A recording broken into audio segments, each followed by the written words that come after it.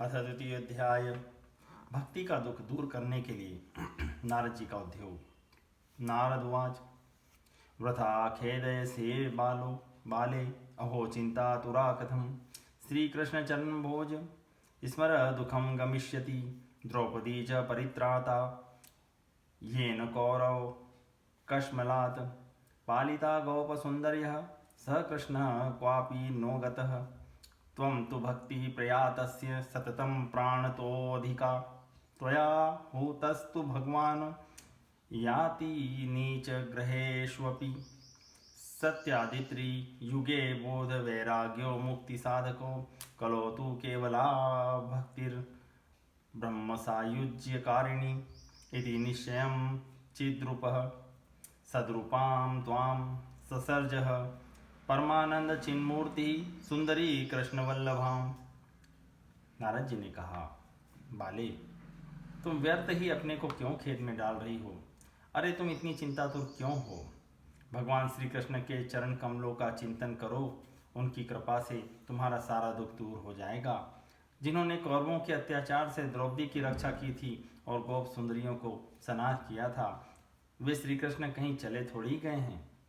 तुम फिर तो भक्ति हो और सदा उन्हें प्राणों से भी प्यारी हो। तुम्हारे बुलाने पर तो भगवान नीचों के घर में भी चले आते हैं।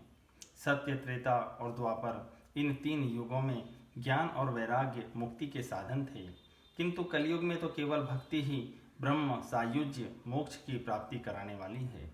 यह सोचकर ही परमानंद चिन्मूर्ति ज्ञान स्वरूप श्री हरि ने अपने सत्स्वरूप से तुम्हें रचा है। तुम साक्षात श्री कृष्ण की प्रिया और परम सुंदरी हो।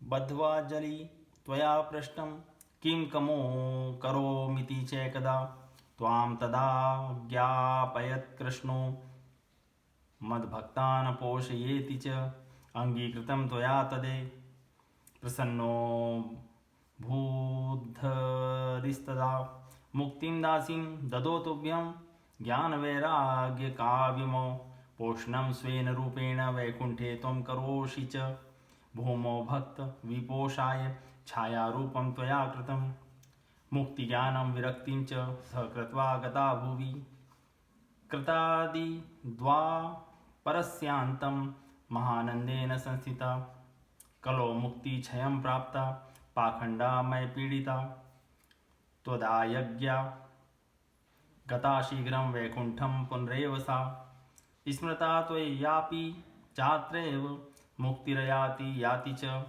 पुत्रीकृत्य त्वयेमोच पार्श्वे स्वस्यैव रक्षितो उपेक्षात कलो मंदो वृद्धो जातो सुतो तव तथापि चिंतां मुञ्च त्वमुपायं चिन्तयाम्यहं कलिका कलिना सदृशं कोऽपि युगो नास्ति वरानने तस्मिंस्त्वां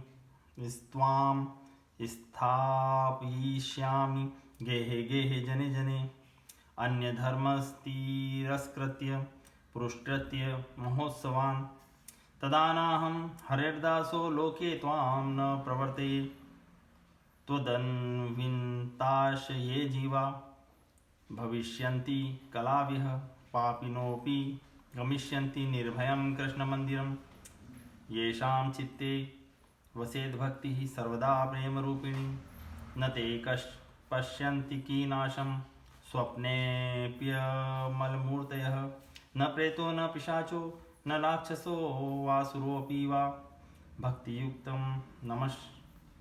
भक्तियुक्तं मनस्कानां स्पर्शने न प्रभुर्भवेत्। एक बार जब तुमने हाथ जोड़कर पूछा था कि मैं क्या करूं, तब भगवान ने तुम्हें यही आज्ञा दी थी कि मेरे भक्तों का पोषण करो। तुमने भगवान की वह आज्ञा स्वीकार कर ली। इससे तुम पर श्री हरि बहुत प्रसन्न हुए और तुम्हारी सेवा करने के लिए मुक्ति को तुम्हारी दासी के रूप में दिया और इन ज्ञान वैराग्य को पुत्रों के रूप में। तुम अपने साक्षात स्वरूप से वैकुंठ धाम में ही भक्तों का पोषण करती हो। भूलोक में तो तुमने उनकी पुष्टि के लिए केवल छाया रूप धारण कर रखा है। तब तुम मुक्ति, ज्ञान और वैराग्य को साथ लिए पृथ्वी तल पर आई और सत्य युग से द्वापर पर्यंत बड़े आनंद से रही। कलयुग में तुम्हारी दासी मुक्ति पाखंड रूप रोग से पीड़ित होकर क्षीण होने लगी थी, इसलिए वह तो तुरंत ही तुम्हारी आज्ञा से वैकुंठ लोक को चली गई। इस लोक में भी तुम्हारे स्मरण करने से ही वह आती है और फिर चली जाती है, किंतु इन ज्ञान वैराग्य को तुमने पुत्र मानकर अपने पास ही रख छोड़ा है। फिर भी कलयुग में इनकी अपेक्षा होने के कारण तुम्हारे ये पुत्र उत्साहहीन और वृद्ध हो गए हैं। फिर भी तुम चिंता न करो, मैं इनके नवजीवन का उपाय सोचता हूँ। सुमुखी, कली के समान कोई भी युग नहीं है। इस युग में मैं तुम्हें घर घर में प्रत्येक पुरुष के हृदय में स्थापित कर दूंगा। देखो, अन्य सब धर्मों को दबाकर और भक्ति विषयक महोत्सवों को आगे रखकर यदि मैंने लोक में तुम्हारा प्रचार न किया तो मैं श्री हरि का दास नहीं। इस कलयुग में जो जीव तुमसे युक्त होंगे वे पापी होने पर भी बेखटके भगवान श्री कृष्ण के अभय धाम को प्राप्त होंगे। जिनके हृदय में निरंतर प्रेम रूपिणी भक्ति निवास करती है, वे शुद्धांतकरण पुरुष स्वप्न में भी यमराज को नहीं देखते।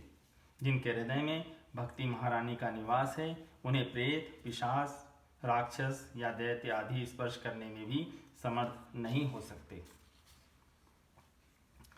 न तपोर्भिन्नर वेदैश्च न ज्ञानेनापि कर्मणा हरिर्हि साध्यते भक्त्या प्रमाणं तत्र गोपिका नृणा जन्म सहस्रेण भक्तो प्रीतिर्हि जायते कलो भक्तिर्भक्त्या कृष्ण पुरः स्थितः भक्तिद्रोह कराये च ते सीदन्ति जगत्रये दुर्वासा दुःखमापन्नः पुरा भक्ति विनिन्दकः अलम व्रतेरलम तीर्थेरलम योगेरलम मखः अलम ज्ञान कथालापैर भक्तिरेकैव मुक्तिदा। सूतवाच इति नारद निर्णीतं स्वमाहात्म्यं निशम्य सा सर्वांगपुष्टि संयुक्ता नारदं वाक्यं ब्रवीत।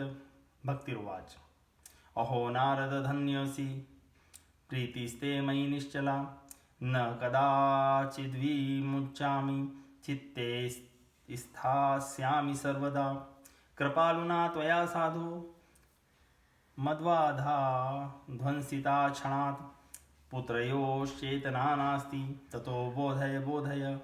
सूतवाच तस्यावच समाकर्ण्य